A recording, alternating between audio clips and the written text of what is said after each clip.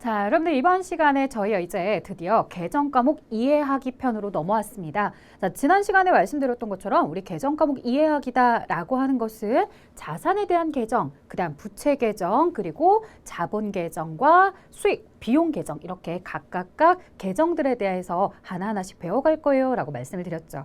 자, 그럼 이제 제일 첫 번째 우리 계정 과목 이해하기에서의 제일 첫 번째 시간은 자산에 대한 내용을 배우실 텐데요. 자, 자산 계정 뭐가 있느냐라고 했을 때 이 자산 계정은 우리가 1년을 기준으로 나누어요. 여러분들 기억하시나요? 자, 1년을 기준으로 유동자산과 비유동자산을 나누죠. 자, 유동자산 다시 당좌자산과 재고자산으로 나누고 있고요. 비유동자산은 투자, 유형, 무형, 기타 비유동자산으로 나눕니다. 자, 거기서 이제 자산에 대해서 유동자산에 당좌자산을 가지고서 이제 이야기를 한다라고 했었는데 당좌자산에 대해서는 다시 또 그 안에 무언가 세부적인 내용들이 또 있을 거예요. 자, 미리 말씀드리면 현금 및 현금성 자산, 단기 투자 자산, 그 다음에 매출 채권, 그리고 기타의 당좌자산이다 라고 하는데 지금 다 못 외우셔도 상관없어요. 네, 이건 이제 저희가 하나하나씩 차근차근 배워가면서 익히시면 됩니다. 자, 그러면 들어가 보도록 할게요. 현금은 동전과 지폐만 있나요? 이렇게 이제 질문을 달아봤는데 자, 무슨 얘기인가 봤더니 이쪽 친구가 계정과 계정 과목에 대한 지난 시간에 설명을 듣고 나니까 현금이라는 거에 대해서 더 궁금해졌대요. 아니 뭐 궁금해? 그냥 현금은 현금 아니야? 라고 생각할 수도 있지만 이 친구 굉장히 생각을 많이 하는 거죠.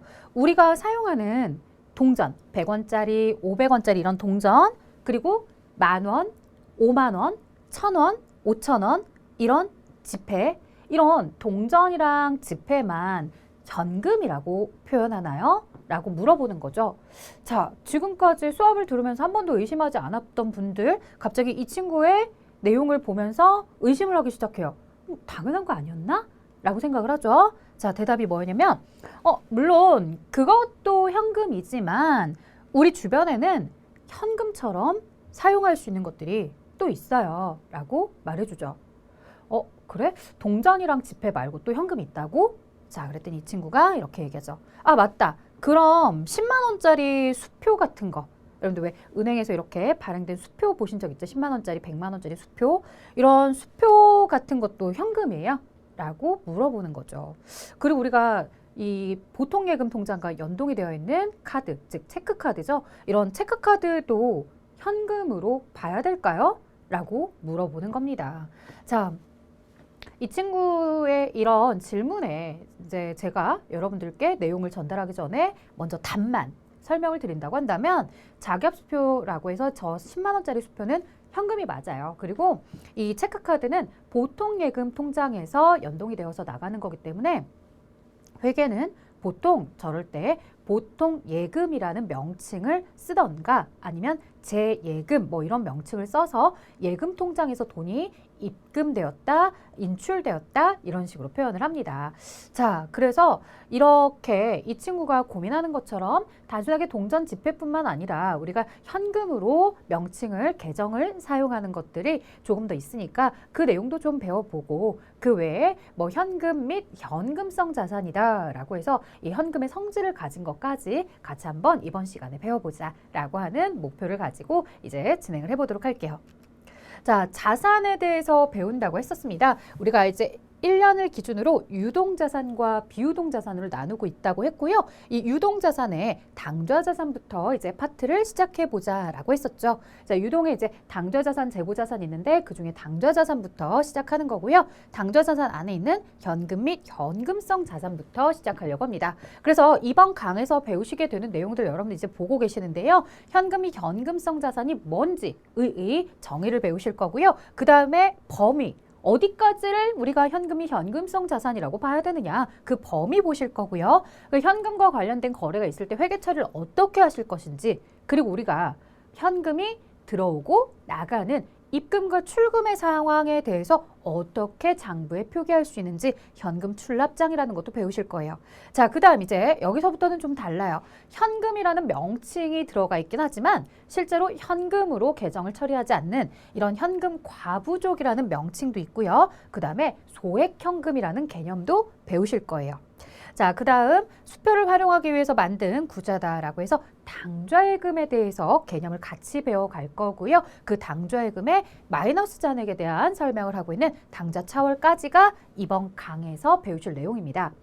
자, 지금 여기에 이제 내용만 가지고서 여러분들께 잠시 이야기를 해보자고 한다면 현금 및 현금성 자산이다 라고 해서 저희 책에는 정리된 내용은 없어요. 근데 제가 여러분들이 어렵게 생각하지 않게끔 정리를 한번 하고 갈게요. 뭐냐면 현금 및 현금성 자산은요. 지금 배우게 될 현금, 그 다음에 여기에 나와 있는 당좌, 예금,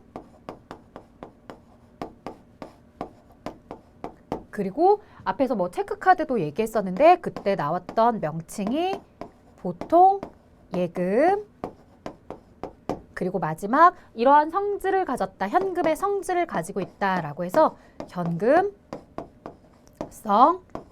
자산.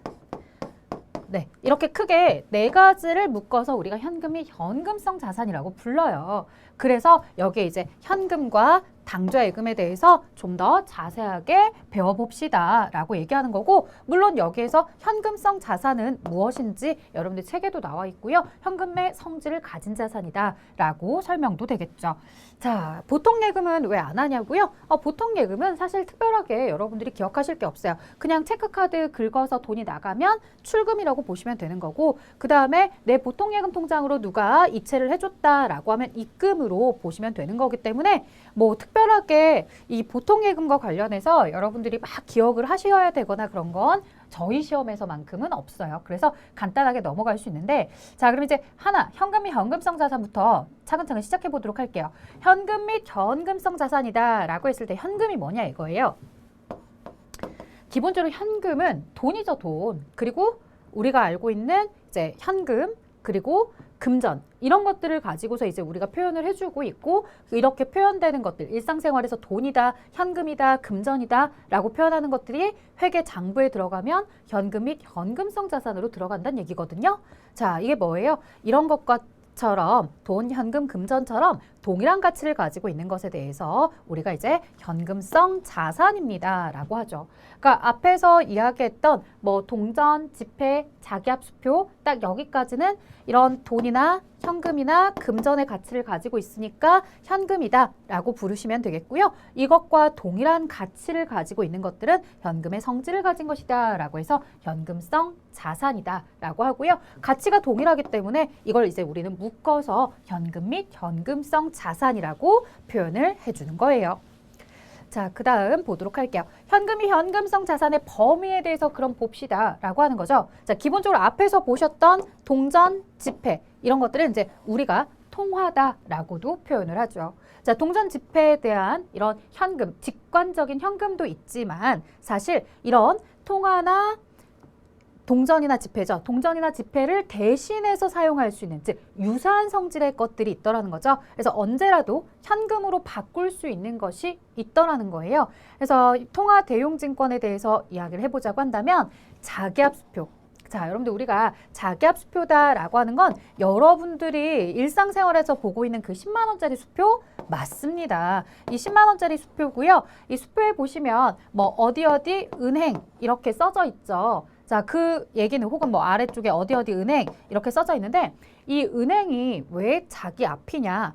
원래 우리가 동전이나 지폐는 어디 은행으로 되어 있어요? 한국은행으로 되어 있죠. 근데 한국은행으로 되어 있는데 이 자기압수표는 한국은행이 아니라 뭐 국민은행, 아니면 신한은행, 아니면 우리은행 이런 식으로 써져 있는 거죠. 자, 그 은행이 신한은행이 신한은행 앞으로 발행한 수표예요. 그래서 사실은 저희가 이 10만 원짜리 수표를 서로 주고받을 때 그냥 어때요? 뒤에다가 본인의 인적사항만 기재를 하면 수표로 주고받는 것에 대해서 오케이 이렇게 얘기하잖아요. 그래서 내가 만 원짜리 10장을 제공하든 아니면 5만 원짜리 2장을 제공하든 아니면 자기압수표에다가 10만 원짜리 수표에다가 뒷면에 인적사항을 써서 지불을 하든 똑같이 결제가 이루어지고 있죠. 그런 것처럼 현금처럼 동전이나 지폐처럼 똑같이 이루어지고 있다라고 해서 이 동전 지폐와 같은 통화에 대한 대신해서 사용할 수 있는 동일한 가치의 혹은 그런 수단이다라고 해서 통화 대용증권이라 하며 이런 것도 이제 자기압수표가 있고요. 자기압수표 즉 신한은행 자기 앞으로 발행한 수표다라고 하는 거죠. 그래서 크게 여러분들이 일상생활에서 쓰실 때 이 자기압 수표를 가지고 있다고 해서 불편하다고 느낀 적은 많지 않아요. 근데 아주 오래전에 이거 진짜 오래전이에요, 여러분들. 지금 제가 그렇게 했다고 오해하지 마시고요. 아주 오래전에 어떤 일이 있었냐면 제가 이제 부모님께 농협 수표를 받은 적이 있어요. 근데 저는 신한은행이랑만 거래를 하고 있었어요. 나는 지금 현재 10,000원짜리 10장으로 바꾸고 싶은 거예요. 그래서 10,000원짜리 10장을 바꾸고자 어떻게 했겠어요? 신한은행 ATM기에다가 농협 수표를 넣고서 그 다음에 10,000원짜리 10장으로 바로 인출해야지 라고 생각을 한 거예요. 그 생각을 하면서 스스로 얼마나 대견해, 나 진짜 머리가 너무 좋은 것 같아, 그런 생각을 했죠. 그래서 ATM기에다가 돈을 넣고서 그 다음 바로 인출을 누르는 순간 인출할 돈이 있대요, 없대요? 없다는 거예요. 왜? 거기 이제 메시지가 뜨죠. 이 수표에 대해서 다음날 오후 3시 이후에 확인이 가능하면 인출이 가능하다라는 거예요.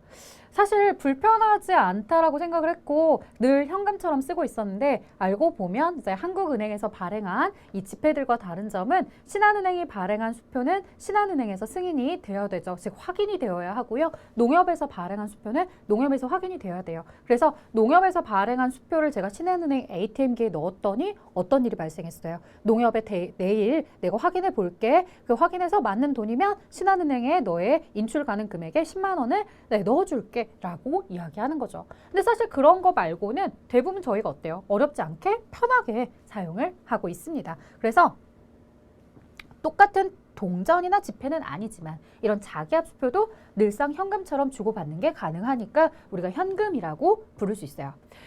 그래서 이제 여기서 여러분들이 주의하셔야 될 점, 시험에 대해서 어떻게 대비해야 되느냐?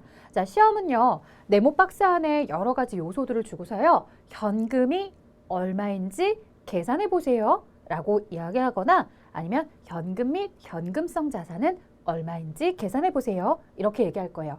그러면 지금 우리가 읽을 때는 자기압 수표 이렇게 읽었지만 이 녀석은 현금이기 때문에 우리가 현금의 금액을 구해보세요 라고 하거나 혹은 이 현금을 포함한 현금 및 현금성 자산을 계산해보세요, 구해보세요 라고 한다면 자기압 수표도 같이 포함해서 우리가 써야 되겠고요. 자, 또 하나, 회계 처리를 할 때도 마찬가지.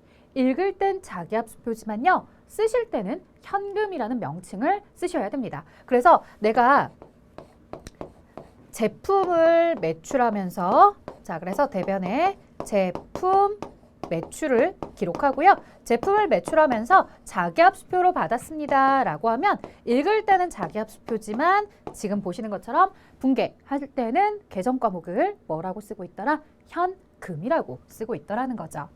자, 그 다음에 우리 두 번째 타임 발행 수표가 나오고 있습니다. 자, 여기부터는 이제 여러분들이 좀 일상생활에서 만나지 못했던 상품들이 많이 등장을 하죠.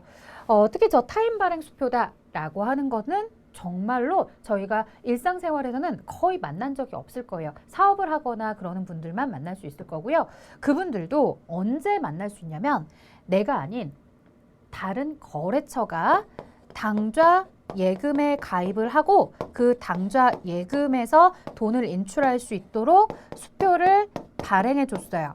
수표를 발행해 준 걸 내가 그걸 받아온 거예요. 그래서 이 거래처가, 타인이 거래처가 발행한 수표를 가지고 왔다. 그러면 거래처가 발행한 수표를 가지고 왔을 때 이걸 가지고 온 나는요, 수표 그 상태로 가지고 있는 게 아니라 지금 당좌 예금 수표에 그 수표에 써져 있는 은행에 가서요, 그 수표를 제시하면 나에게 곧장 뭘로 바꿔주는 거다? 현금으로 바꿔주는 겁니다. 그래서 타인이, 즉 거래처가 발행한 수표를 내가 수취했다. 그거 곧바로 은행 가서 현금으로 바꿀 수 있기 때문에 이것을 우리는 타임 발행 수표라고 부르긴 하는데 쓸 때는 뭐라고 써도 된다? 현금 이렇게 써도 되는 거죠.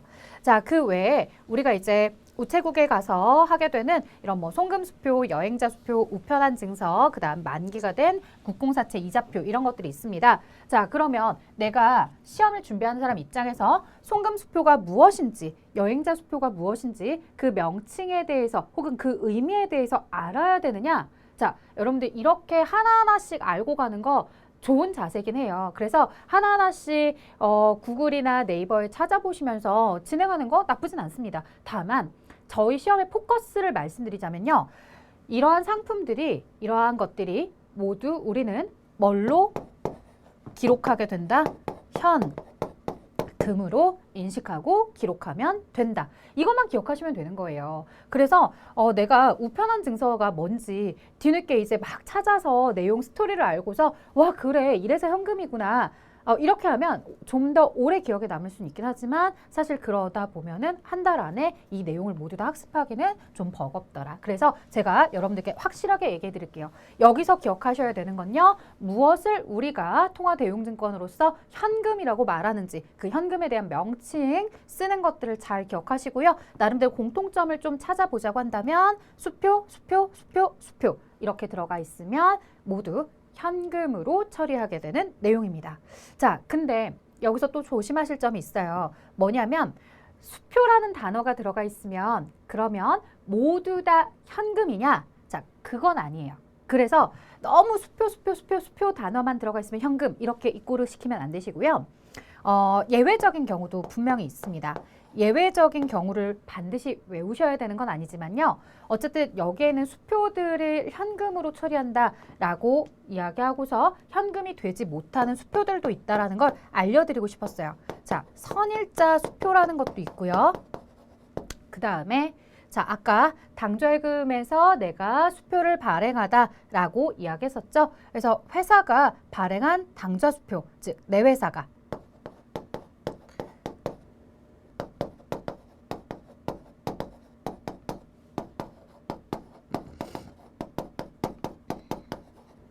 이거는 현금이 아니에요. 그렇기 때문에 이런 선일자 수표라든가 내가 발행한 당좌 수표 이런 것들은 현금이 아니기 때문에 여러분들이 조금 조심만 해주시면 되고요. 그 외에는 나머지 자기압 수표다, 타인 발행 수표다, 송금 수표다, 여행자 수표다 그리고 이제 그 이외에 우편한 증서와 만기가 된 국공사채, 공사채 이자표 이런 것들은 모두 다 현금으로 곧바로 바꿀 수 있는 거기 때문에 우리 회계에서는 현금이라는 계정을 사용한다. 이렇게 정리를 해주셔야 됩니다.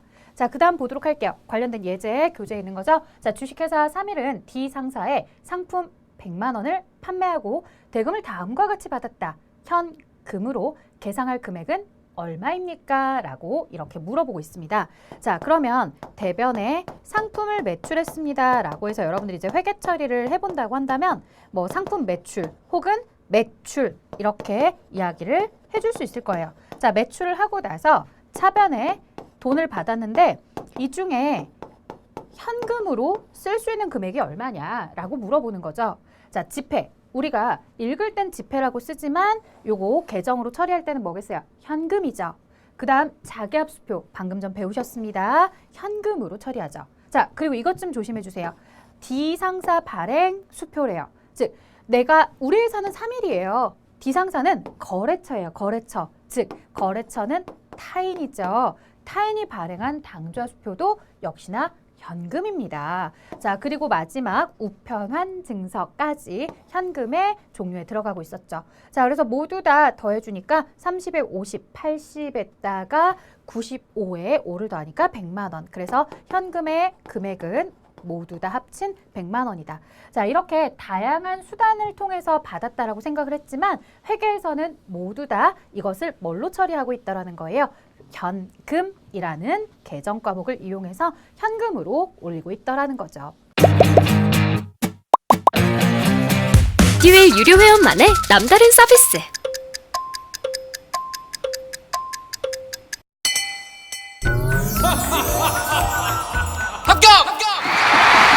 합격하고 돈도 받는 혜택.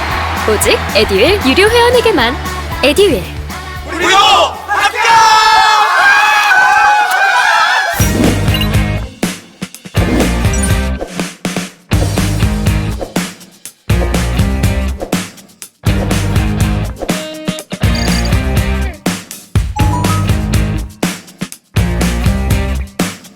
자, 그래서 여러분들이 지난 시간에 보셨던 재무상태표 안에 현금이다라고 하는 그 금액을 보시고서 아마 대부분은 동전이나 지폐가 구성하는 금액일 거다라고 생각하셨겠지만요. 지금 보고 계시는 것처럼 그 안에는 자기압 수표도 있을 수 있고요. 타인이 발행한 수표도 있을 수 있고요. 우편한 증서로 가지고 있는 경우도 있겠죠. 자, 그 다음 볼게요. 현금에 대한 회계처리다라고 해서 이제 이야기를 해주는데 여러분들 우리가 분개하는 방법 얘기했었어요. 분개하는 방법 차변에는 들어오는 거 쓰세요 라고 했었고 대변에는 나가는 거 쓰세요 라고 했었거든요. 자, 현금은 자산이죠. 자산이 증가할 때에 차변에 쓰세요 라고 이야기하고요. 현금이라는 자산이 줄어들면 감소하면 대변에 쓰세요 라고 이야기할 수 있죠. 자, 그래서 여기 현금이 들어오는 경우는 어디 변에 쓰자고요? 차변에. 현금이 나가는 경우는 어디 변에 쓰자고요? 대변에. 이렇게 표현을 해주면 됩니다. 자, 그러면 아래의 사례를 가지고서 여러분들 이게 현금이 들어오는 상황이어서 차변에 써야 되는 내용인지 아니면 현금이 나가는 상황이어서 대변에 써야 되는지 하나하나씩 좀 볼까요? 자, 여기 상품을 판매하거나 용역을 제공하고 수금한 경우래요. 자, 그러면 대변에 상품을 판매하거나 용역을 제공했다는 건 우리 회사에 매출이 발생했다라는 거고요. 돈을 받았대요. 물론 여기서 말하는 건 현금으로 수금을 했다라는 거예요. 생략은 되어 있지만 자, 이렇게 되는 거죠. 이렇게 제공하고서 수금을 했다, 돈을 받았다, 현금이 들어온 것으로서 현금 계정을 차변에 쓰고 있었습니다. 자, 다시 하나 정리해드리면 현금이라는 자산이 증가한 거고요. 매출이라는 수익은 발생한 것입니다. 뭐 이것을 플러스로 증가 이렇게 표현할 수도 있지만 정확한 표현은 수익이 발생한 거죠. 자, 예금을 인출한 경우 여기서 많이들 좀 헷갈려 하시더라고요. 자, 예금, 뭐 보통 예금이나 이런 거 여러분들 생각해 보시면 돼요. 내가 가지고 있는 통장 있잖아요. 통장에서 돈을 찾아오신 거거든요. 자, 통장에서 돈 찾아왔어요. 그러면 여러분들의 지금 현재 손에는 뭐가 들려 있더라는 거예요? 돈, 현금이 들려 있죠. 그리고 대변에 뭐가 사라지는 거다? 내 보통 예금 통장에서 돈을 찾아온 거니까 그 예금 통장의 잔액은 줄어들게 되는 겁니다. 그래서 현금이라는 자산이 지금 현재 차변에 들어와서 증가하게 되었고요. 예금이라는 얘도 자산이거든요. 회사가 가지고 있던 자산, 이 예금에 대한 잔액은 그만큼 감소했겠죠. 자, 그 다음에 현금을 빌린 경우도 있어요. 내가 친구한테 돈을 빌렸어요. 그러면 차변에 친구야 돈 좀 빌려줘. 얼마나? 10만 원만 빌려줘. 알았어. 그래서 내가 친구한테 빌려온 돈이 지금 내 손에 현금 10만 원이 있는 상태예요. 역시 자산이 증가한 상태죠. 대변에. 자, 대신 돈은 들어왔는데 이만큼 친구한테 갚아야 될 의무가 생긴 거죠. 그래서 차변에 들어온 거 쓰시고 대변에 왜 들어왔는지를 쓰시면 되는 거예요. 그 표현이 바로 차입금 되겠고요. 이 차입금은 부채죠, 부채. 그래서 이만큼은 부채가 증가한 거죠. 내가 갚아야 될 의무가 생겼으니까 부채가 증가한 겁니다. 자, 그래서 지금 보시면 요 첫 번째 상황 그리고 아래에 있는 거, 그 옆에 있는 것까지 모두 다 현금이 들어오는 경우였어요. 자, 그 다음 상품을 구입하는 경우 해서 나와 있습니다. 자, 우리가 상품을 구입하는 경우다라고 하면은 차변에 회사에 뭐가 들어오겠어요? 상품이 들어오죠. 그리고 대변에 상품을 구입하고 돈을 줘야 되고요. 만약에 그 돈을 주는 것이 현금으로 지급을 했다라고 하면 이렇게 표기가 되겠죠. 그래서 차변에 상품이라는 자산이 증가한 거고요. 대변에는 현금이라는 자산이 감소한 거죠. 자, 은행에 예금을 하는 경우, 은행에 예금했대요. 자, 앞에서는 인출을 했잖아요. 이번에는 은행 직원한테 혹은 은행의 ATM기에다가 돈을 집어넣은 경우예요. 그러면 내 손에 있었던 내가 준비해 갔던 현금은 ATM 기계 속으로 쏙 들어가니까 지금 나한테서는 현금은 사라지게 되고요. 차변에 그럼 대신 뭐가 생기는 거예요? 나의 예금 통장 안에 잔액은 그만큼 증가하게 되겠죠. 그래서 우리가 은행에다가 돈을 예금했다라고 하면 여러분들 뭔가 돈 예금하면 플러스 아니야? 라고 생각하는데 그 플러스는 예금 잔액이 플러스인 거예요. 뭐가 플러스가 아니다? 현금이 플러스는 아니다. 현금은 오히려 내가 가지고 있던 현금을 은행의 ATM기에 집어넣었기 때문에 내 지갑에 있던 현금은 그만큼 감소하는 거죠. 그래서 자산이 그만큼 줄어들었어요. 현금이라는 자산. 자, 이렇게 상품을 구입할 때 현금이 나가고요. 예금 통장에다가 돈을 입금시키면 현금은 그만큼 또 나갑니다. 자, 그리고 급여를 지급했다. 회사가 직원한테 급여를 주고 싶어요. 그러면 차변에 급여라는 비용은 발생하고요. 직원한테 돈을 주는 거죠. 우리 직원들은 내가 월급날 월급을 받았다라고 하면서 자신에게 플러스가 되었다라고 하지만 반대로 회사 입장에서는 회사에 지금 보유하고 있던 현금, 회사 금고에서 그만큼 현금이 나가는 거니까요. 이 줄어드는 쪽 자산의 감소로 보셔야 되겠고요. 급여라는 것은 비용 계정이죠. 비용. 그래서 비용이 이만큼 발생한 것을 표현해 준 거죠. 자, 또는 현금이 나갔습니다. 왜요? 그 외요를 차변에 쓴 거죠. 급여를 지급했기 때문에. 자, 그래서 아래쪽에 있는요. 상품을 구입한 경우, 은행에 예금한 경우, 급여를 지급하는 경우는 모두 현금이 나가는 경우, 인출되는 경우, 나가는 경우를 이야기하는 거였다. 자, 이런 식으로 여러분들이 어느 상황에서 현금이 들어오고 차변에 써야 되는지, 어느 상황에서 대변에 써야 되는지 어느 정도 개념은 잡았을 것 같아요. 자, 좀 더 가보도록 할게요.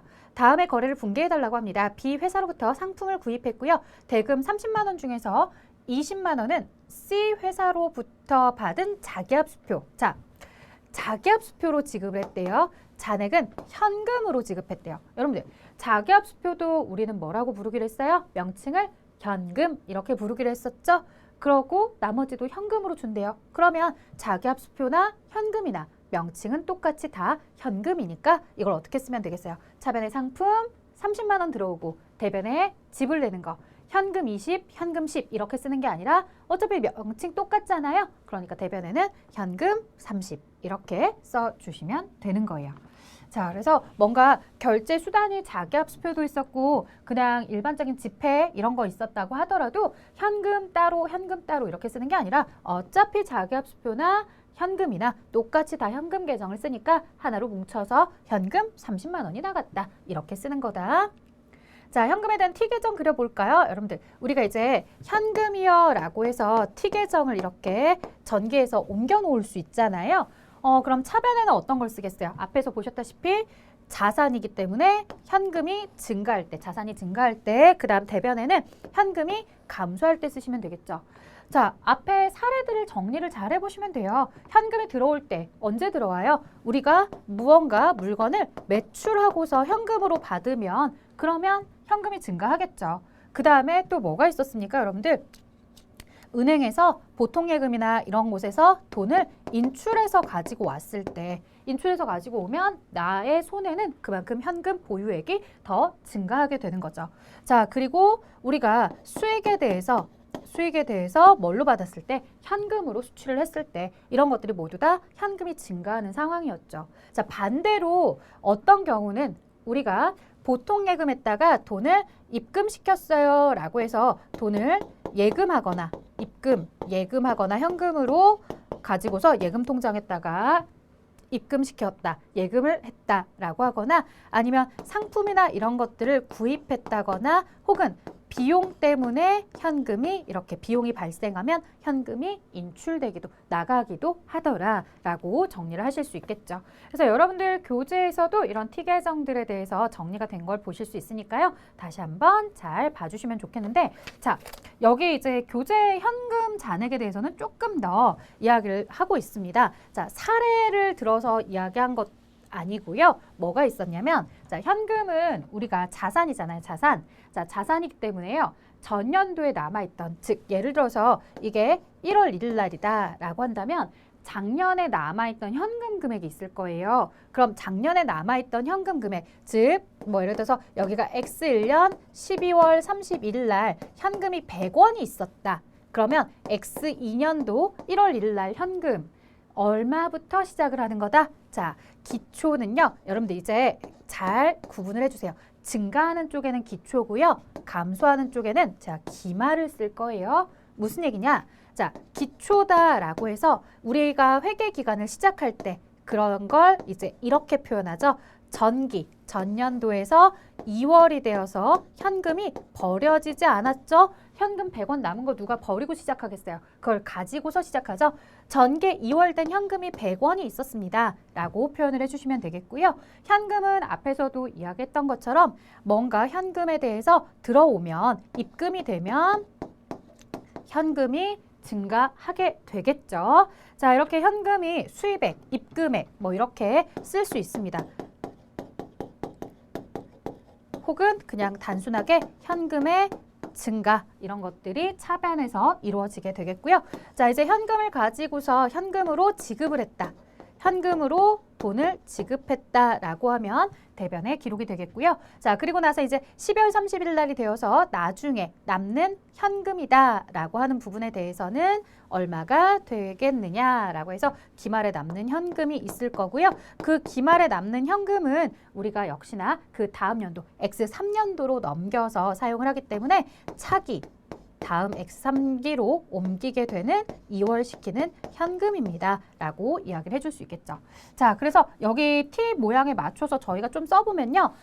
기초에 이 회사가 현금을 가지고서 시작한 금액은 100이었습니다. 라고 이야기하고요. 현금이 수입된 액수가 얼마인가 봤더니 300원이 들어왔대요. 자, 그러면 전체 현금이 들어온 금액은 400이었고요. 그 중에서 현금이 예를 들어 200원은 지급이 되어 상태래요. 200원이 지급된 상태는 차변과 대변의 합계를 밸런스를 맞추려다 보면 기초에 내가 현금 100원 가지고 있었고 그 다음에 어떠한 경영 활동을 통해서 300원이 나한테 더 들어와서 내 손에 지금 현금 400원이 있었어. 400원 중에 200원은 지금 어떤 이유 때문에 돈이 나가게 되었어. 그럼 내 손에 남는 200원 이걸 바로 기말이라고 하고요. 기말에 남은 현금 금액, 기말의 현금 잔액은 내가 200원 이거 버리고 시작하는 거 아니죠? 다음 연도 1월 1일 시작할 때 200원을 가지고 시작하는 거예요. 그래서 차기 2월 200 이렇게 되고요. 조금 더 이제 여러분들에게 흐름을 이해해 드리고자 써보면 이게 X2년도의 현금의 상황이었다라고 한다면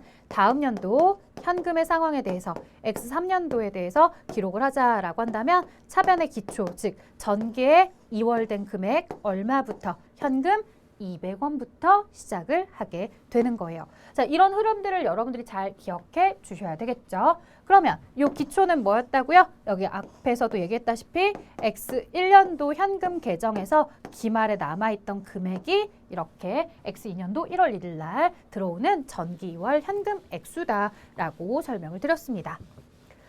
자, 이런 현금에 대한 T 계정에 대해서 우리가 좀 살펴보았고요. 그 다음 보도록 하겠습니다. 현금 출납장에다가 기록하는 것 해서 나와 있는데요. 자, 현금에 대해서 들어오는 입금 전표, 현금이 나가는 출금 전표, 이런 현금의 전표에 대해서 우리가 기록하게 되면 이런 기록들은 어디에 표기가 되냐면 현금 출납장에 표기가 되죠. 현금 출납장은 어떻게 생겼냐고요? 사실 여러분들 저희가 이론 시험이기 때문에요. 이 화면을 볼 일은 없거든요. 요거는 미리 말씀드리면 전산 회계, 전산 세무에서 사용하고 있는 그 K랩 프로그램에 나와 있는 거고요. 얘가 바로 현금 출납장이라는 거예요. 저희가 이제 이론 수업이다 보니까 여러분들이 이렇게 실무 프로그램을 볼 일이 많지 않아서 그냥 샘플로 가져왔고요. 날짜 보면 요 현금 출납장에 날짜 1월부터 1월 31일까지 이렇게 넣었고요. 그래서 그 중에 이제 일부분만 제가 가지고 왔죠. 앞에 날짜가 써져 있고 전기 2월부터 시작해서 전기 2월은 뭐겠어요? 1월 1일 날 기초에 가지고 시작하는 금액이겠죠. 요 금액, 입금액, 그리고 잔액이 있었습니다. 라고 표현을 해주고 그리고 나서 이제 그 사이에 날짜별로 계속 기록을 해주는 거예요. 날짜별로 기록을 하면서 현금이 나가는 상황에 대해서는 이렇게 출금 자리에 표기를 해주는 거고요. 현금이 들어오는 상황에 대해서는 입금 자리에 표기를 해주죠. 그래서 잔액에서 출금을 뺀 나머지 잔액이 얼마인지, 출금을 뺀 나머지 잔액이 얼마인지, 그리고 입금되고 나서 출금되고 현재 잔액이 얼마인지 이런 식으로 계속해서 써가는 것을 우리가 현금 출납장이라고 불러요.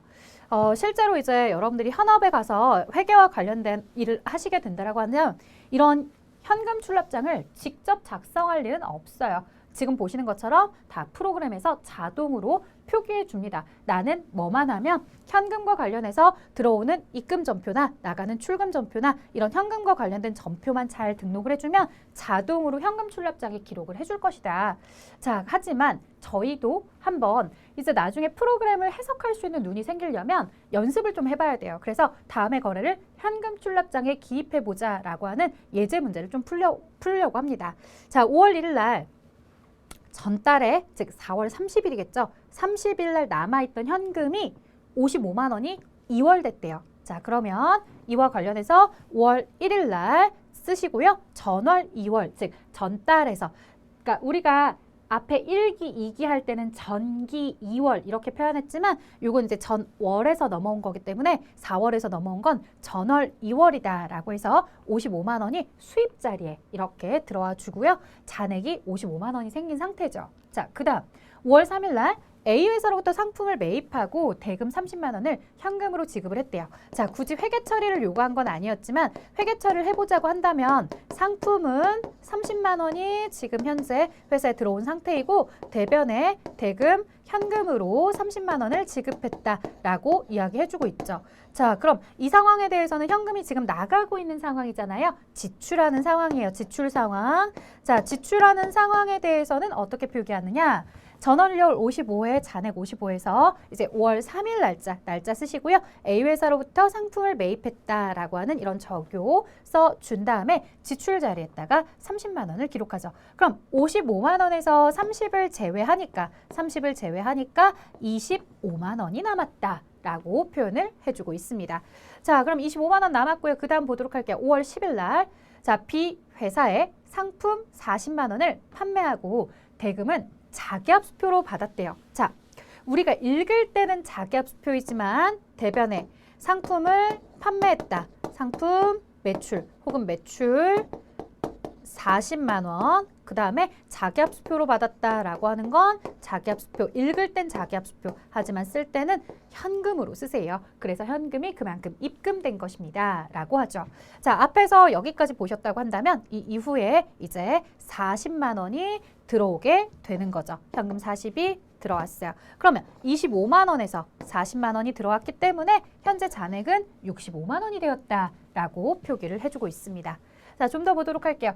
15일 날 C은행에 35만 원을 당좌 예금했대요. 자, 그 얘기는 여러분들 뭐냐면 우리가 예금을 했다라고 하면 내 손에 있던 현금을 가지고서 은행의 ATM기에 가서 그 ATM기에 내 손에 있었던 현금 35만 원을 넣어주면 당좌 예금이라는 예금 통장에는 35만 원이 증가하게 되는 거죠. 자, 이걸 가지고서 당좌예금 잔액에 대해서 증가했다고 해서 증가자리, 수입자리에 넣으시면 안 돼요. 이거는 예금에 대한 장부를 작성할 때는 증가이지만요. 지금 우리는 현금에 대해서 작성하고 있고요. 현금이 대변에 나가고 있죠. 대변으로 나갈 때는 어디다 표현하는 거다? 지출 자리에다가 표현을 해주셔야 되겠죠. 자, 그래서 C은행 당좌 예입이다라고 해서 지출 자리에다가 35만 원을 기록했어요. 그럼 65만 원에서 35를 차감하니까 현재 잔액 30만 원이 남았습니다. 라고 표현을 해주고 있습니다. 회계요? 완전 초보였죠. 그것도 생초보. 퇴근하고 에듀윌 강의 들으면서 한 2달 정도 공부했던 것 같아요. 그래서 제가 세운 목표는 강의를 한번 다 듣고 기본기를 만든 후에 기출문제를 풀자 이거였거든요. 강의만 들어도 그 안에 기출문제로 그날 배운 내용 적용해서 풀어보는 거라 공부하는 데 도움이 많이 됐어요. 에듀윌은 합격이다! 자, 5월 20일 날 C은행에서 20만 원을 인출하다. 자, 우리가 이제 입금시킬 때, 인출시킬 때 조심하셔야 됩니다. 인출하다라고 하면 차변에 나한테 돈이 20만 원이 생기는 거고요. 대변에는 은행의 예금 잔액은 그만큼 줄어드는 거예요. 아시겠나요? 자, 그래서 C은행에서 예금 인출을 했기 때문에 지금 현재 내 손에는 은행 가서 돈 찾아온 거예요. 돈 찾아왔으니까 차변에 현금 쓴 것처럼 수입란에 20만 원이 증가했고요. 30 잔액에서 20이 증가했기 때문에 이제 현재 잔액 50입니다.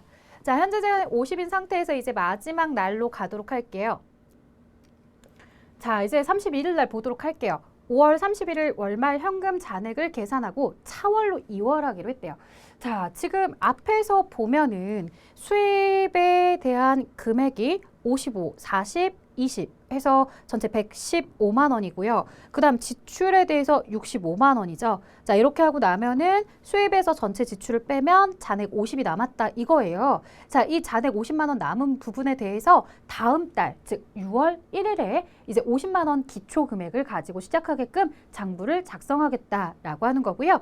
자, 앞에서 보셨던 내용 그대로 다 가지고 왔어요. 다 가지고 왔고요. 여기에서 이제 차변의 합계가 얼마였다라고요? 아, 죄송합니다. 수입의 합계가 얼마였더라? 115만 원. 자, 지출의 합계는 얼마였더라? 65만 원. 그래서 현재 잔액 50만 원과 정확하게 일치하도록 115만 원에서 65를 제외하시면 50만 원이 남고 이 50만 원은 다음 달로 2월 시킬 거다. 자, 다음 달로 2월 시키기 위해서 지금 현재 지출 자리에 마저 금액을 써줬어요. 그래야지만 밸런스가 수입 자리에도 115, 지출 자리에도 115로서 5월 30일 날 남은 잔액은 없는 것처럼 이렇게 장부가 기록하게 되고요.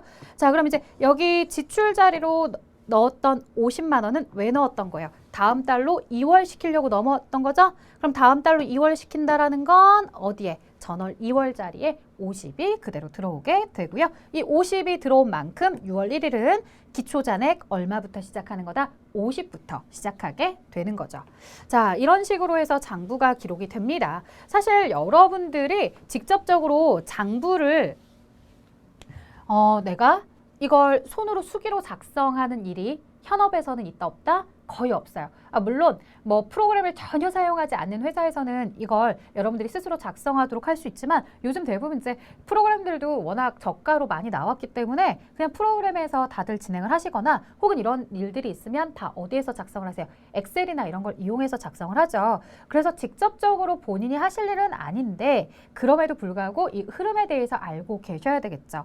자, 만약에 이제 출제자가 시험 문제를 내고 싶다라고 한다면 요 자리의 금액은 얼마일까요? 뭐 이렇게 물어볼 수도 있는 거고요. 아니면 뭐 당좌 예입했을 땐 수입 자리에 써야 될까요? 지출 자리에 써야 될까요? 이렇게 물어볼 수도 있겠죠. 혹은 차월로 2월 하게 되는 금액은 얼마인가요? 혹은 이걸 다 알려주고 전월 2월 되는 금액은 얼마일까요? 뭐 이런 것들을 출제하실 수는 있습니다. 표를 가져다 놓고서 그 표 안에 들어갈 금액이 보기 중에 얼마인지를 찾으세요. 이렇게 하실 수도 있는데 자주 출제되는 경향은 아니고요. 여러분들 이렇게 한 번쯤 눈으로 보시면 됩니다. 자, 이제 현금 과부족이라는 개념을 좀 들어가 보도록 할게요. 이 얘기는 사실 앞에서도 잠시 얘기했었어요. 언제 얘기했었냐고요? 우리 여러분들 재무상태표 작성 기준 할 때 뭐 유동성 배열법이다, 1년 기준이다, 잉여금 구분이다, 총액주의다 이런 얘기 다 할 때 그때 뭐가 있었냐면 맨 마지막에 미결산 및 비만 계정 표시 금지 원칙 이런 거 있었어요. 그때 제가 임시로 사용하는 임시 계정은 재무상태표에 놓으면 안 돼요 라고 했었잖아요. 그때 대표적으로 얘기했던 게 바로 이 현금 과부족. 자, 현금이랑 부족이랑 뭔가 연관관계가 있는 게 아니야. 서로 사이가 있는 게 아니라 이 과가 조사가 아니에요. 과는 많다라는 얘기고요. 그 다음에 부족하다. 이 얘기예요. 그러면 현금이 왜 많거나 부족한 상황이 생겼냐라고 얘기하시는 분들도 있을 거고 난 항상 현금 부족한데 라고 생각할 텐데 자, 그게 아니라 뭐와 뭐를 비교할 거냐면요. 자, 우리가 용돈기 입장이나 이런 거 적어볼 때 경험들 한 번쯤은 다 해보셨을 거라고 말씀을 드렸어요. 실제 내가 지금 현재 지갑에 들어있는 현금이랑 그 다음 용돈기 입장이나 가계부를 적다 보면 거기 장부에 적혀있는 잔액이랑 밸런스 차이가 나더라는 거죠. 왜? 도대체 왜 날까? 알면 얼마나 좋겠어, 그죠? 알 수도 있지만 모를 수도 있는 거예요. 내가 지금 장부에 대해서 매일매일 검토를 한다고 하더라도요. 하루 종일 이렇게 왔다 갔다 하다 보니까 뭐 영수증을 하나 빼먹었을 수도 있는 거고 여러 가지 변수들이 있을 수 있겠죠. 그러다 보니 실제로 회사에서도 매일매일 회계 직원이 영업이 끝나면 5시 반에서 6시쯤부터 장부를 정리하죠. 심지어 은행도 그렇죠, 여러분들. 은행도요. 4시에 영업 종료합니다 라고 해서 영업이 종료됐다고 직원들이 퇴근하는 게 아니죠. 4시부터 남아서 뭐해요? 오늘 하루 종일 있었던 일들에 대해서 잔액이 맞는지 안 맞는지를 다 살펴보죠. 자, 보세요. 이렇게 실제와 장부상 잔액, 아무리 돈을 많이 다루고 있는 은행도 그렇고요. 회사도 그렇고요.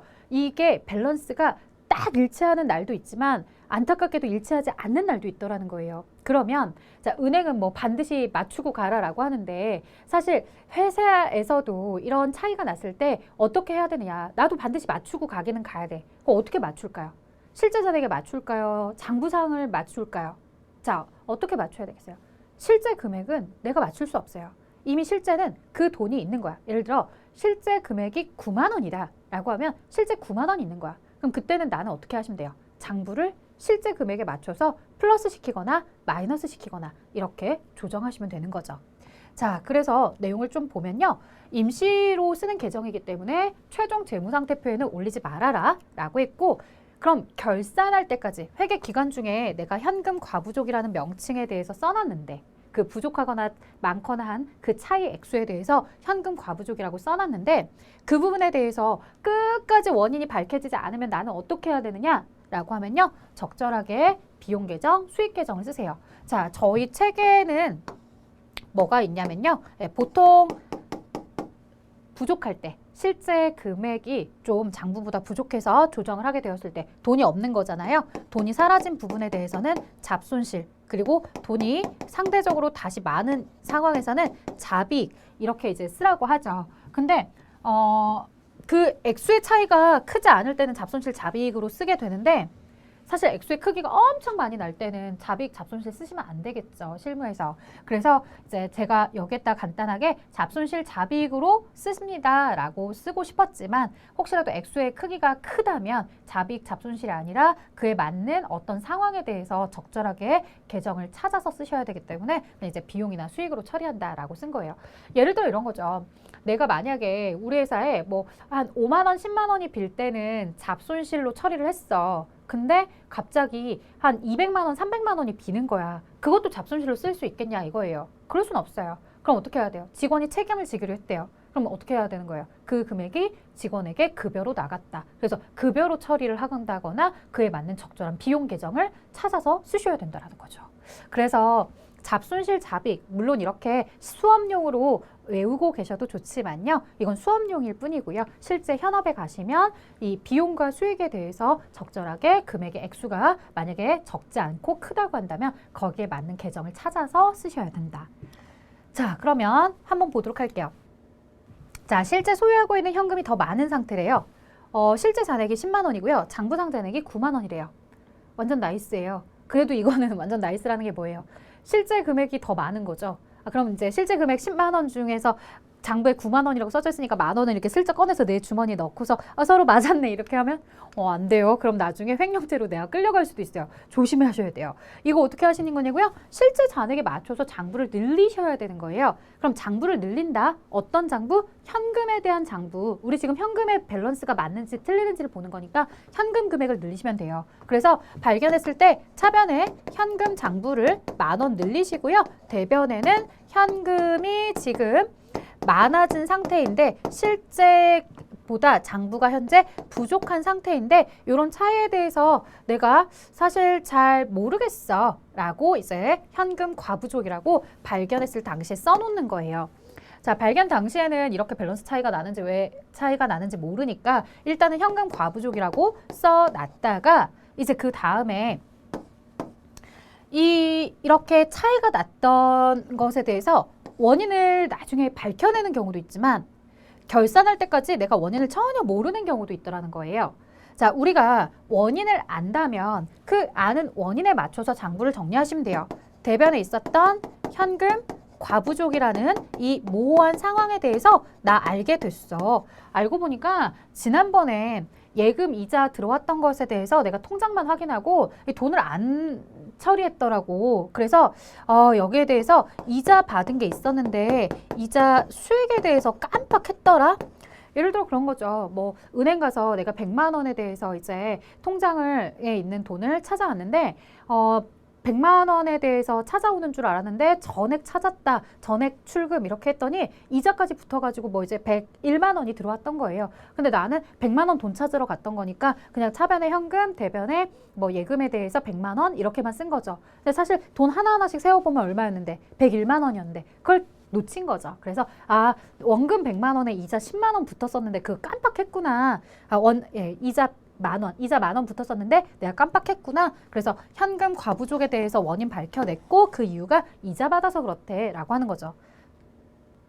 자, 그 다음에 원인을 아예 모른대요. 그러면 대변에 있었던 현금 과부족 계속해서 장부의 재무상태표로 가게끔 놔둘 수는 없어요. 그래서 원인을 잘 몰라도 일단은 현금 과부족이라는 임시 계정은 반대편에 써서 없애주셔야 돼요. 그리고 대변에 이에 대해서 나는 뭐라고 표현을 하시면 되냐면요. 원인을 모르는 경우니까 어쩔 수 없이 돈이 들어오긴 들어왔는데 자, 수익자리죠. 대변은 수익의 발생에 들어오긴 들어왔는데 내가 왜 들어왔는지를 잘 모르겠어. 그래서 잡이익으로 이렇게 표기를 하셔야 돼요. 그래서 이 상황을 가지고서 원인을 아는 경우도 생기겠고 원인을 모르는 경우도 생길 수 있다라고 정리를 해주시면 되겠죠. 자, 지금은 이제 실제 금액이 더 많을 때고요. 그럼 반대로 실제 금액이 좀 적을 때, 장부에 적혀 있는 금액보다 실제 금액이 적을 때, 그럼 이건 어떻게 해야 되느냐? 자, 그럼 여러분들 내가 지금 장부를 기입하는 사람인데 실제는 9만 원인데 장부에 10만 원이 있어야 된대요. 만 원이 비네. 아, 내가 이거 책임져야 되나? 그럼 나 지금 지갑에서 꺼내서 10,000원 이렇게 채워 넣어야 되나? 이렇게 생각하실 테지만 그럴 필요 없어요. 여러분들 회사를 왜 돈 내고 다니세요? 그러시면 안 되죠. 자, 어떻게 하셔야 되겠어요? 발견했을 당시에 장부를 수정하면 돼요. 그러니까 내가 지금 이런 밸런스 차이가 났다고 했을 때 무모하게 지갑에서 지갑에서 10,000원을 꺼내서 회사 금고에 넣지 말라고. 내가 회사를 다닐 때 내 돈 내고 회사 다닐 일은 없으니까 이런 상황이 발생했을 때 어떻게 이 사건을 내가 잘 헤쳐나가야 될지 지금 보시는 거예요. 자, 어떻게 하시면 된다라는 거예요. 장부에 있는 금액도 실제에 맞춰서 현금 줄이세요. 대변에 현금 자산 10,000원, 10,000원 줄이세요. 10만 원과 9만 원의 밸런스 차이 10,000원을 줄이시고요. 발견했을 당시에 왜 차이가 나는지 모르니까 일단 현금 과부족이라는 임시 계정을 써두세요. 그리고 나서 나중에 알고 보니까 광고비 지급할 때 지급한 돈이 뭐 51만 원을 지급했는데 내가 50만 원 지급했다고 착각했구나. 요거 10,000원 더 지급했었네. 그때 지급할 때 내가 50만 원이라고 장부를 써와서 그래서 밸런스 차이가 났던 거구나. 그럼 이제 현금 과부족에 대해서 알게 되었으니까 임시 계정인 현금 과부족은 반대편에 역분계를 해서 이렇게 없애주자. 그리고 차변에는 광고비 혹은 광고 선전비 해서 비용을 지금 인식해주면 되지 라고 이야기하는 거죠. 자, 근데 안타깝게도 전혀 그 원인이 뭔지 잘 모르겠어. 결산일이 다가왔는데 결산일까지도 지난번에 왜 그렇게 차이가 났는지를 알 수가 없더라는 거예요. 자, 10,000원 정도 액수는 큰 돈 아니니까 우리 그냥 잡손실로 이렇게 정리하고 장부 마감합시다 라고 얘기해 주는 거죠. 자, 그래서 마지막까지 원인을 모르면 지금 저희는 이제 잡손실, 잡이익으로 처리를 했었고요. 장부상 금액이 더 많든 적든 상관없이 우리는 그 실제 금액에 맞춰서 지금 보신 것처럼 장부상 금액이 더 많았다라고 한다면 실제 금액에 맞춰서 현금의 액수를 줄여주는 방식으로, 그리고 결산일까지 모르면 잡손실 방식으로 이렇게 정리를 하시는 거죠.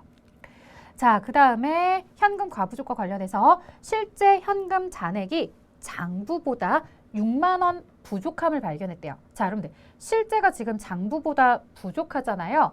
그러면 장부가 지금 현재 실제보다 더 많은 상태라는 거예요. 그럼 장부가 더 많은 상태면 장부를 우리는 줄이셔야 되죠. 자, 발견을 했고 그 원인을 잘 모르는 상태라고 한다면 뭐라고 불러줘야 돼요? 현금 과부족. 이렇게 불러주셔야 되겠죠. 자, 불일치의 원인을 조사한 결과 4만 원은 보험료 지급 기입이 누락이 되었대요. 자, 드디어 원인을 조사했어요. 그래서 현금 과부족이라는 임시 계정은 이제 사라지게 될 거예요.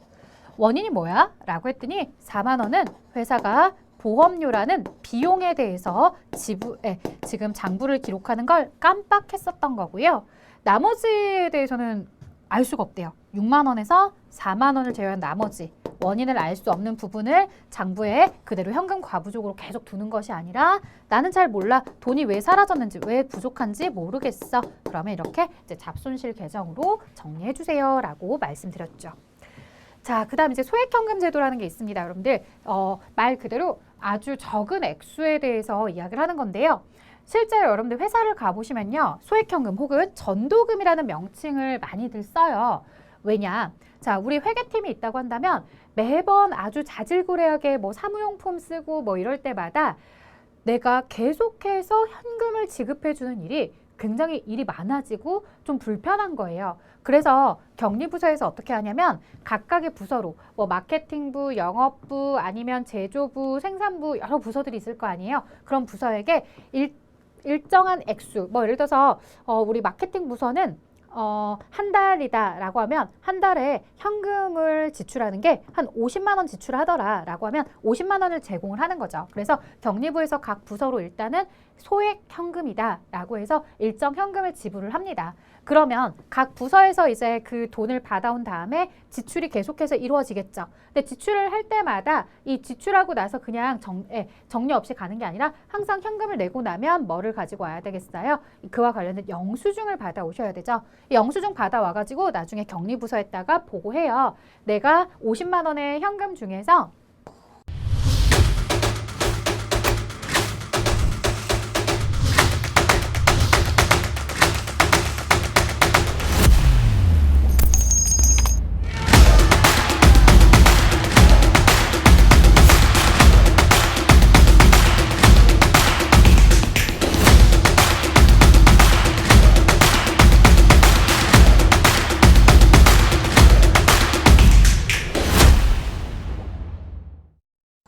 50만 원의 현금 중에서 지금 현재 45만 원은 어떤 일들 때문에 현금 지불을 했고 지금 내가 5만 원이 남아있는 상태야. 혹은 어떤 경우는 그냥 다 쓰면 오세요 라고 했으니까 너가 지난번에 50만 원 줬던 거에 대해서 50을 다 지출했어. 영수증 50만 원짜리 영수증 다 가지고 왔어 라고 해주죠. 그러면 격리부서는 그것을 확인하시고서 소액현금이 어떤 이유 때문에 쓰여졌는지를 정리해 주시면 되는 거고요. 정리 다 하신 다음에 이제 어떻게 해야 돼요? 다시 각 부서에 그만큼 액수를 또 채워 주셔야 되겠죠.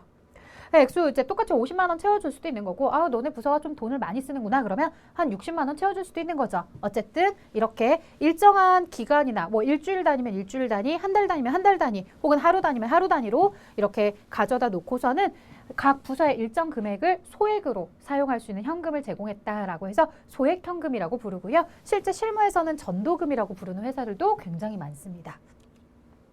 자, 다음 거를 분개하세요 라고 해서 지금 30만 원을 전도금으로 지급했다라고 이렇게 표현을 합니다. 그러면 자, 대변에 현금 30만 원. 자, 뒤에 이제 만원 단위는 제가 생략을 할게요. 30만 원. 그리고 차변에 소액 현금 이렇게 써보도록 할게요. 이제 실무에서 사용하는 개념은 전도금이고 뭐 명칭도 전도금을 쓸 수 있지만 저희 책에서 이제 소액현금이 더 먼저 나왔으니까 소액현금 이렇게 썼어요. 자, 그리고 그래서 9월 30일에 전도금 사용 내역을 다음과 같이 통보받았다라고 해서 교통비도 있고요. 10만 원. 그다음 소모품이나 이런 걸 구매한 게 4만 원 있고요. 그다음 통신비다라고 해서 5만 원. 그다음 거래처랑 밥 먹은 거 접대비 3만 원. 그 외에 잡비, 기타 잡비 2만 원 해서 이렇게 지불이 되었네요. 자, 지불된 금액은 여러분들 얼마인가 라고 지금 계산을 해보시면 됩니다. 계산기 가지고서 하시면 되는데요. 24만 원인가요? 24만 원? 자, 그럼 24만 원만큼 나간 것이고요. 24만 원은 지금 회계팀 입장에서는 내가 전에 제공했었던 뭐가 나가는 거예요? 소액 현금의 액수가 나가는 거죠. 자, 그래서 소액 현금.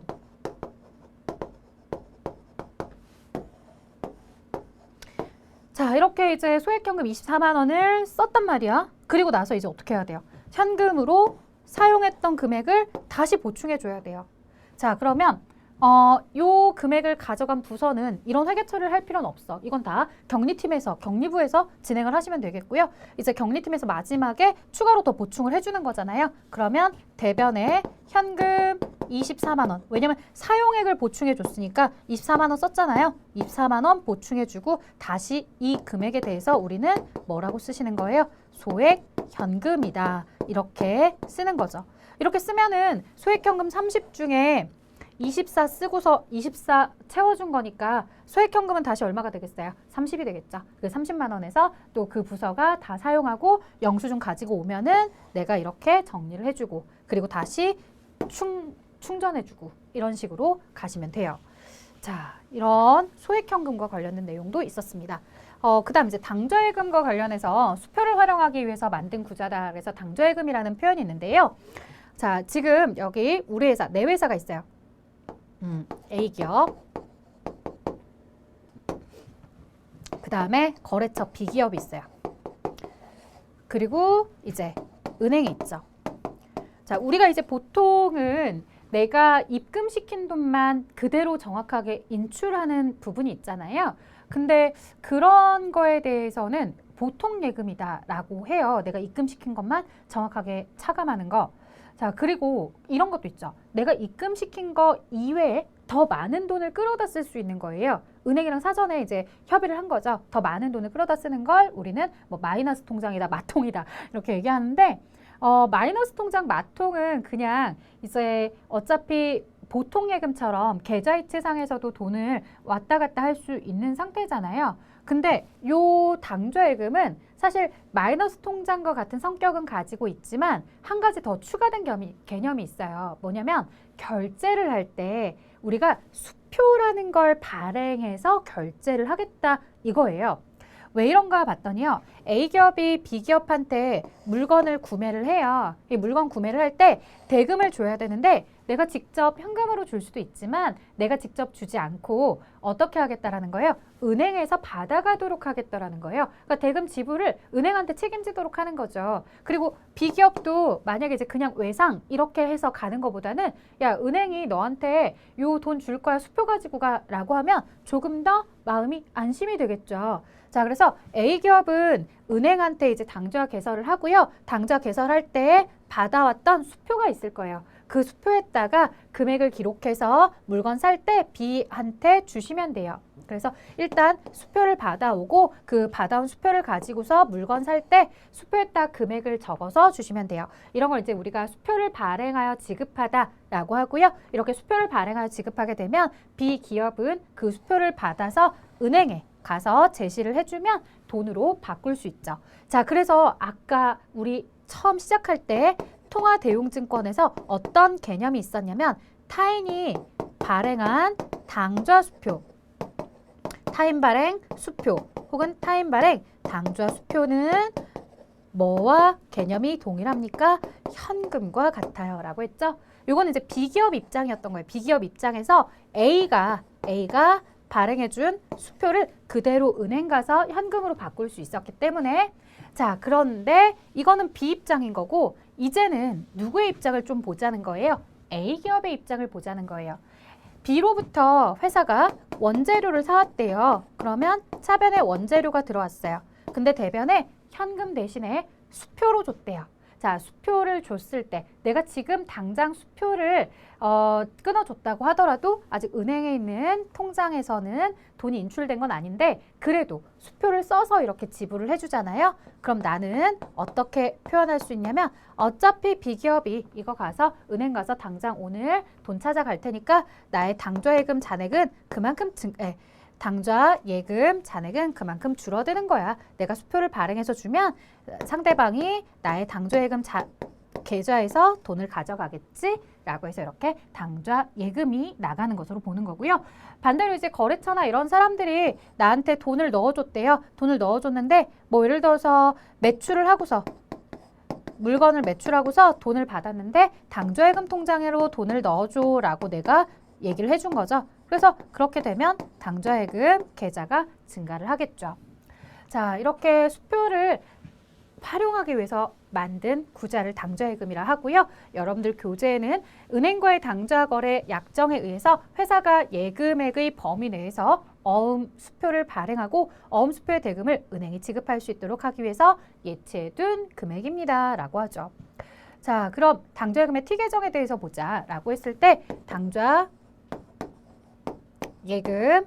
자, 얘도 자산이기 때문에 전기에 남아있던 당좌예금 잔액이 있으면 이렇게 차변에 증가가 되어서 오는 거고요. 그 다음에 계속해서 당좌예금에 예입했다라고 하면 당좌예금에 예금한 만큼 당좌예금 잔액이 줄어들고요. 자, 그 다음에 회사가 수표를 발행하여 지급하다라고 하면 당좌예금 통장에서 돈 가져가세요라고 하는 거니까 그만큼 당좌예금 계좌에서는 감소가 발생하고요. 남은 금액은 다음 기로 계속해서 이월시켜서 사용을 하는 자산입니다. 자, 이런 내용들을 여러분들이 봐주시면 좋겠고요. 이 수표 발행이다라고 저는 썼지만 저희 책에는 당좌예금에서 인출된 금액은 차감이 된다라고 표현을 하고 있어요. 같은 표현이에요. 다른 표현 아닙니다. 자, 수표를 활용하기 위해서 만든 구자 당좌예금 계속해서 예제 문제 보도록 할게요. 5월 30일 당좌예금 자, 현금 100만 원을 당좌예입하였다라고 합니다. 그러면 차변에 당좌 예입하였다라고 하면 당좌예금 잔액이 그만큼 증가한 거고요. 대변에 내가 가지고 있던 현금은 은행에 갔기 때문에 그만큼 줄어들었겠죠. 자, 6월 5일 수표 50만 원을 발행해서 미지급금을 지급하다라고 했어요. 자, 여기서 이제 주의, 미지급금. 우리가 상품이 아닌, 제품이 아닌 이외의 것들을 외상으로 매입했을 때 미지급금이라는 부채 계정으로 쓴다라고 했었고요. 요 부채 계정은 내가 이제 돈을 갚게 되면 미지급금이라는 부채는 감소합니다. 자, 미지급금이라는 부채 50만 원 감소를 하는데 이때 돈을 어떻게 지불했냐면 현금으로 지불했다면 현금을 썼겠지만 그게 아니라 수표를 발행하여 지급한 거예요. 수표를 발행하여 지급하다라고 하는 것은 나의 당좌 예금 통장에서 50이 지급이 되었다라는 표현입니다. 자, 이런 내용들을 여러분들이 기억해 주셔야 되겠죠? 당좌 차월이라는 개념으로 가보도록 할게요. 자, 당좌 차월이 뭐냐? 당좌 차월. 자, 우리가 여러분들 지금 보시면 당좌 예금에 대해서 내가 만약에 100만 원이 입금된 상태야. 그럼 100만 원 입금된 상태면 여러분들 최대 얼마까지 인출할 수 있을 거라고 생각을 해요? 100만 원까지 인출할 수 있을 거라고 생각하죠. 자, 근데 제가 앞에 시작할 때 그런 얘기했어요. 얘 마이너스 통장이랑 성격이 굉장히 닮았어요 라고 얘기했죠. 그게 무슨 얘기예요? 마이너스 통장이 만약에 내가 마이너스 한도 70까지 더 뺄 수 있는 통장인 거예요. 그러면 내가 입금시킨 돈도 당연히 내가 찾을 수 있지만 마이너스 거래 계약이 되어 있는 부분에 대해선 요 70만 원까지 마이너스 한도가 있다면 요 마이너스 한도에 대해서도 내가 인출이 가능한 액수인 거예요. 그래서 나는 이 통장에서 대금, 물품 대금을 결제해 줄 때 최대 얼마까지 결제해 줄 수 있는 상태이다? 지금 현재 170만 원까지 결제할 수 있는 상황이에요. 여러분들이 쇼핑을 간다고 생각해 보세요. 내가 쇼핑을 가는데 내 체크카드에서 체크카드 100만 원짜리 지금 100만 원이 보통 예금에 들어있는 거잖아요. 여기에 신용카드 한도 70만 원짜리 가지고서 오늘 쇼핑을 갔다고 생각을 해보세요. 나 오늘 최대로 나 완전 플렉스 할 거야 라고 했을 때 이거 얼마까지 긁을 수 있니? 라고 물어보는 거잖아요. 내 체크카드에 있는 100만 원이랑 신용카드에 있는 70만 원까지 내가 만약에 가방을 산다면 최대 얼마까지? 나 170만 원짜리까지 플렉스해서 구매할 수 있는 상황인 거라는 거죠. 이런 걸 생각해 보면 금방 이해하실 수 있을 것 같아요. 자, 근데 이 당좌예금 내가 입금시킨 돈은 내 돈이잖아요. 내 돈. 내 자산이죠. 근데 왜 마이너스 잔액은 내 걸까요? 사실 내가 지불은 하긴 하는데 내 돈으로 지불하는 건 아니죠. 순수한 내 돈은 아니야. 내가 이거 은행에서 빌려서 하는 거예요. 그래서 요 마이너스는 나중에 은행에 당연히 갚아야 돼요. 부채죠, 부채. 이 부채. 자, 자산은 내가 당좌 예금이라고 부르겠다고요. 그러면 요 부채는 뭐라고 부를 거냐 이거예요. 그 표현이 바로 당좌 차월입니다. 자, 당좌 차월에 대해서 여러분들 책에는 어떻게 써져 있냐면 일정한 한도 내에서는 예금 잔액을 초과하여 수표나 어음을 발행할 수 있도록 계약을 맺는데 이때 예금 잔액을 초과하여 지급을 하게 되는 부분에 대해서 우리는 부채로 당좌 차월을 씁니다. 라고 하는 거죠. 자, 만약에 이제 최대 170까지 긁을 수 있는데 이 사람이 150만 원짜리 가방을 산 거야. 그러면 요 50만 원이 회사의 장부에 적히는 당좌 차월이 된다라는 얘기죠. 만약에 내가 가방을 샀는데 120만 원짜리 가방을 산 거야. 그러면 당좌 차월은 20만 원이 기록이 되는 거죠. 이렇게 해서 최대 얼마까지 쓸 수 있다는 거예요? 70까지, 170까지 쓸 수 있더란 얘기입니다. 그래서 당좌 차월로 쓰는 건 내가 쓸 수 있는 최대 한도를 다 당좌 차월로 쓰는 건 아니고요. 그 한도 안에서 내가 결제를 하면 그 결제된 마이너스 금액을 당좌 차월이라고 부르시는 거예요. 자, 당좌 차월에 대해서 조금 볼게요. 당좌 예금해서 지금 현재 여러분들 책에도 나와 있는데요. 이 당좌 예금 500만 원이 지금 들어가 있는 상태고 마이너스 한도 300인 상태입니다. 그럼 내가 최대로 인출할 수 있는 액수는 얼마짜리인 거예요? 800까지 내가 끌어서 쓸 수 있는 거죠. 자, 이 800까지 끌어서 쓸 수 있는 상황에서 내가 지금 현재 700을 수표를 발행해 줬어요. 700. 그럼 700을 수표를 발행해 줬으면 여러분들 1번 이렇게 해서 700일까요? 아니면 여기 마이너스부터 이렇게 해서 700일까요? 1번일까요? 2번일까요? 정답은 뭐예요? 1번이에요. 내 플러스 금액을 먼저 다 가져 쓰시는 거예요. 그리고 마이너스 한도를 그 다음에 부족하면 그 다음에 쓰시는 거예요. 그래서 보시는 것처럼 내가 700만 원짜리 구매를 했다라고 하면 차변에 예를 들어서 뭐 상품을 매입했는데 상품 매입액이 700이었어. 근데 그 중에 나의 당좌예금 통장에 있었던 금액은 최대 다 끌어다 써도 500밖에 안 돼. 그럼 나머지 200은 뭐야? 200은 은행이 나한테 빌려준 돈이야. 그래서 당좌 차월로 해서 200이 결제가 되었고 아직 마이너스 한도 100만 원의 여유가 있어 라고 하는 거죠. 자, 이렇게 해서 당좌예금 우리 자산이 그만큼 감소된 거고요. 당좌 차월이라는 부채는 오히려 증가를 하게 된 거죠. 대금을 인출하면서 당좌예금 자산은 그만큼 사용을 했기 때문에 없어진 거고요.